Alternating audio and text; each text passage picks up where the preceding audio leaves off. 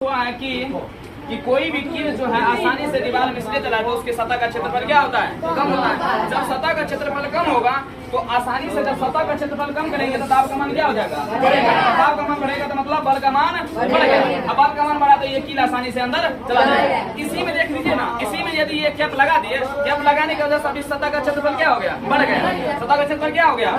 जब सतह का क्षेत्रफल बढ़ गया तो इसका मतलब दाब का मान क्या हो जाएगा? घट जाएगा। क्या हो जाएगा? घट जाएगा।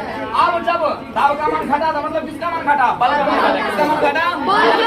अच्छा, बल का मान घटा तो बताइए इसी कील को यदि अब दीवार के अंदर ले जाना चाहेंगे तो बल का मान घट गया, वो कील अंदर नहीं जाएगा। कील अंदर नहीं जाएगा। चलिए दूसरा एग्जांपल समझते हैं। समझे? ये एग्जांपल समझ लिए। अब दूसरा हम समझते हैं इस बैग को लेकर के। किसको लेकर के? इस बैग को लेकर के। अब देखिए इस बैग का ये हुआ पट्टा। ये क्या हुआ? पट्टा। अब देखिए पट्टा का अधिक सतह का क्षेत्रफल, ये पट्टा हुआ ना, इसका सतह हुआ ये, इस सतह का क्षेत्रफल क्या है? इस बैग में पट्टा के सतह का क्षेत्रफल क्या है? कम है। और इस बैग में पट्टा के सतह का क्षेत्रफल क्या है? अधिक है ना रे? जब इस बैग को हम ऐसे टांगते हैं तो टांगने के बाद क्या होंगे? तो टांगने के बाद जो है मान के चलिए ऐसे टांगे, टांगने के बाद ये जो है आपके कंधे पे आएगा ना, इस बैग में क्या होगा? ये आपके कंधे पे आएंगे ना। सतह का क्षेत्रफल देखिए कम है ना।